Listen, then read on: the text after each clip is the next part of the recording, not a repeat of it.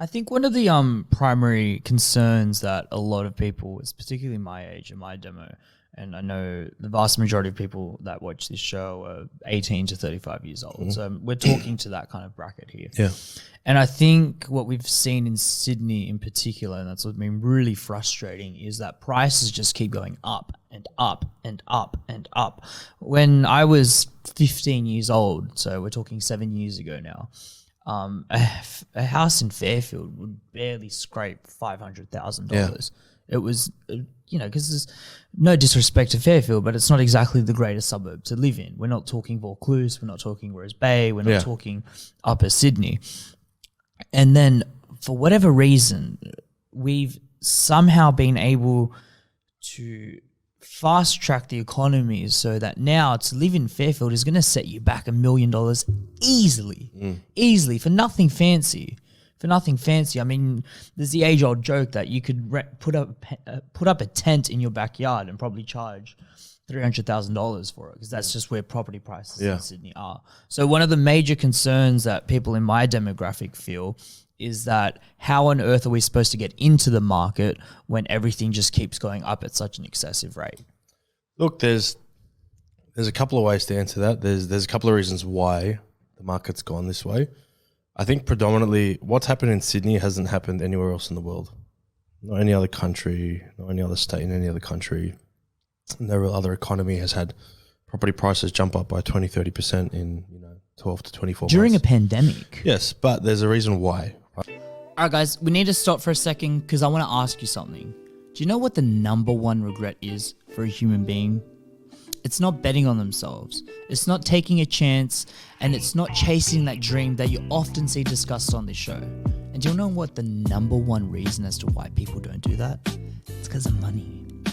But if there's anything I want you to take away from this podcast, it's that you can go and chase your dreams. You can travel the world. You can start the next Fortune 500 company. That's why I'm super excited to announce that I've partnered with Monarch Financial Group. Monarch Financial Group are a team of mortgage brokers who are absolutely committed to making sure you get access to the money that you need and the education that you need. They've got teams of mortgage brokers with over 10 years of industry experience. And that experience goes towards fighting tooth and nail to make sure that you get the best deal possible. So it's time to stop procrastinating on that dream. It's time to go to monarchfinancialgroup.com.au. Make sure to mention Luca's podcast in the process. With finance, with home loans, with property predominantly, it's important to look into the past to really understand where we're heading in the future. Yep. You look at property cycles, you look at 7-year cycles, you look at 10-year cycles, for instance, and they'll always tell a story, right? And the story is pretty common, and your listeners can look for it themselves. Every time there's been some kind of global event, whether it be the GFC, whether it be some kind of terror attack, for example, whether it be like a financial review, like what was it called? The Royal Commission for Banks. Mm-hmm. Typically what will happen is the government will put money into the economy, and this is what's happened, right? As of recent, when COVID happened, the government said, here, you get $750, you get $750. It was very Oprah Winfrey of them, right? Check under your chair, there's $750 That's exactly right. Yeah.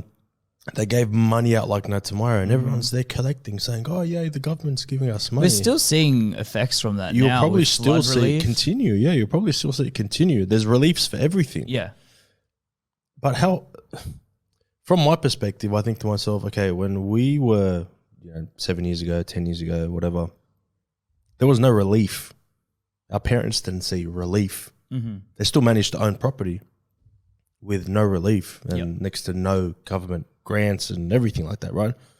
The government has made property very kind of attainable, but it also depends on the individual as well. If you want a property, you got to sacrifice. You can't go out, you can't live the same lifestyle and say that you own a property. It's very hard to own property, right? I've owned multiple in the past. It's hard enough to get them, and especially as a first home buyer, right? Yeah, the government will give you, they release 35,000 spots for this 5% deposit scheme. Yeah. So all you need is 5% deposit and you can pretty much borrow. So instead of paying the 20% for Instead a of paying deposit. 20% is very, it's a big misconception amongst people. It wasn't always 20%. 10% would work. 7% would work. You pay Really? fees. 7%? Yeah. Wow. Yeah. So how it works is, just to give everyone a really good scope just from our world, right? Yeah. Historically, so just very generally speaking, let's say somebody wants to buy a property for $1 million. Yep. Right? The bank, or most people will say all you need is a 5% deposit. Yeah? You've heard it even before these schemes were out. 5%, 5%, 5%. You go to a real estate agent, he'll say 5% deposit. You go to a builder where you want to buy a block of land and build a house, 5% deposit, right? If you're buying for $1 million, 5% of $1 million is 50 grand, right?